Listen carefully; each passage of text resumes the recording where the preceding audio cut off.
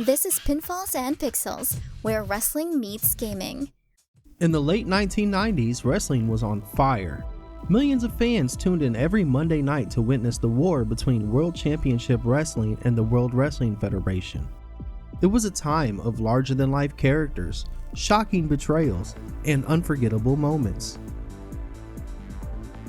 But amidst the chaos of steel chairs and championship belts, WCW embarked on an unexpected venture, a $2 million wrestling-themed restaurant that promised to bring the excitement of the ring to the dinner table. This is the story of WCW Nitro Grill, a bold idea that, like the company itself, rose with fanfare but fell almost just as quickly. The year is 1999. World Championship Wrestling is still riding the wave of success that saw it beat its rival WWF in television ratings for 83 consecutive weeks. But cracks were beginning to show. Despite this, Eric Bischoff, the creative mind behind WCW's dominance, had big plans. Inspired by the success of themed restaurants like Planet Hollywood, Hard Rock Cafe, and even Hulk Hogan's ill-fated Pasta Mania, WCW decided to bring wrestling to the Las Vegas dining scene. With a $2 million price tag, the WCW Nitro Grill was set to open in the heart of the Excalibur Hotel and Casino, a tourist hotspot on the Las Vegas Strip. The groundbreaking ceremony was, well, pure WCW. Kevin Nash, Hollywood Hogan, Diamond Dallas Page, and others were handed sledgehammers to literally smash through the old walls of the site, a scene that aired proudly on WCW Monday Nitro. During an interview, Kevin Nash stated that he looks forward to going there and drinking for free. It was a mix of spectacle and irony, but WCW was all in. The slogan? Where the big boys eat. The timing of the Nitro Grill launch was bold, considering WCW had just made headlines for all the wrong reasons with the infamous finger poke of doom, an angle that many fans felt betrayed their loyalty to this brand. While WCW was prepping to revolutionize themed dining with the Nitro Grill, wrestling fans had already seen a similar experiment just a few years earlier, Hulk Hogan's Pasta Mania. In 1995, at the height of Hogan's popularity, the wrestling icon launched Pasta Mania, a wrestling-themed restaurant located in the Mall of America in Bloomington, Minnesota. Opening on Labor Day weekend, Pasta Mania was heavily promoted during the debut episode of WCW Monday Night Nitro, which also aired live from the Mall of America. Hogan himself hyped up the restaurant, promising fans a chance to eat like the Hulkster. While the concept generated a buzz and Hogan's larger-than-life personality drew initial crowds, the restaurant struggled to maintain momentum. Critics panned the simplistic pasta dishes and the novelty quickly wore off. Less than a year after its grand opening, Pasta Mania quietly closed its doors in early 1996, leaving behind little more than an obscure footnote in wrestling history. The failure of Pasta Mania highlighted the challenge of marrying professional wrestling with the restaurant industry. The appeal of wrestling-themed dining often wasn't enough to attract a mainstream audience, and without consistent foot traffic, ventures like Pasta Mania were doomed to fail. But despite its shortcomings, Pasta Mania set the stage for future wrestling-themed restaurants, including the WCW Nitro Grill. Hogan's experiment may have failed, but it proved that there was at least an appetite, however small, for wrestling fans to experience their fandom in new ways. On May 24, 1999, the WCW Nitro Grill officially opened its doors. The grand opening was a wrestling fan's dream.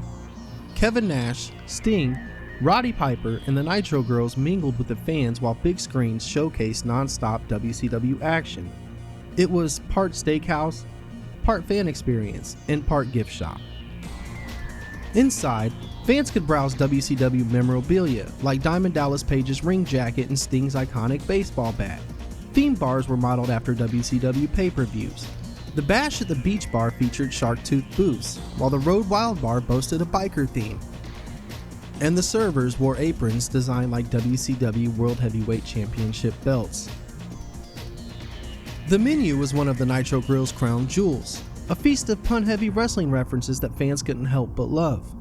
From the Booker T-Bone to the Crippler Crossface Cheesesteak and the Big Sexy Porterhouse, every item was crafted to invoke the excitement of the WCW ring.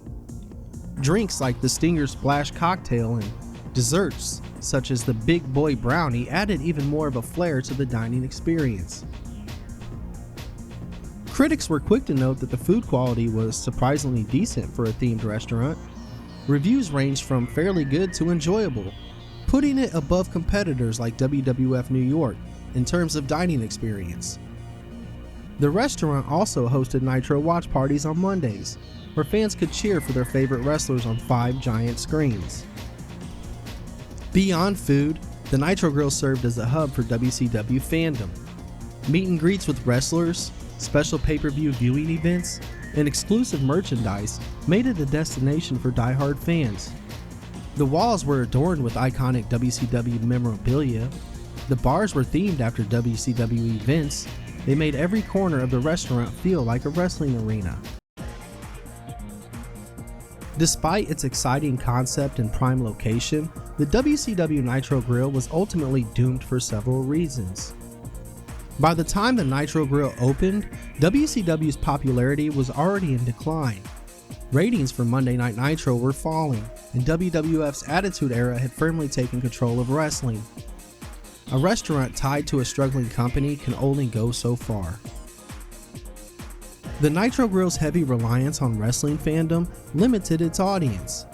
While die-hard WCW fans embraced it, the restaurant failed to attract the casual diner or broader tourist base necessary for long-term success. Launching a new venture during a period of internal chaos at WCW was a recipe for disaster. Backstage drama, mismanagement, and declining financials. While there were plans to open more locations, the Nitro Grill never expanded beyond Las Vegas. Without growth, it remained vulnerable to market fluctuations and WCW struggles. On September 30th, 2000, the WCW Nitro Grill quietly closed its doors, just months before WCW itself would be sold to Vince McMahon. It was a bold experiment that ultimately became another casualty of WCW's collapse. The story of the WCW Nitro Grill is a reflection of WCW itself.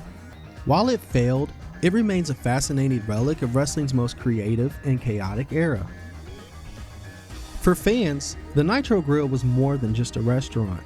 It was a chance to eat, drink, and immerse themselves in the world of WCW. And though it closed, it lives on in the memories of those who experienced it and the nostalgia of wrestling fans everywhere.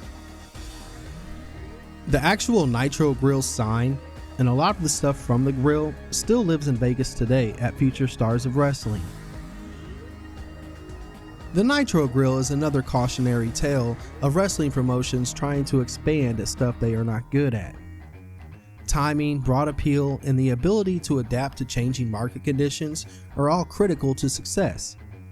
Unfortunately, WCW failed to align these factors, both in the restaurant industry and in the wrestling business.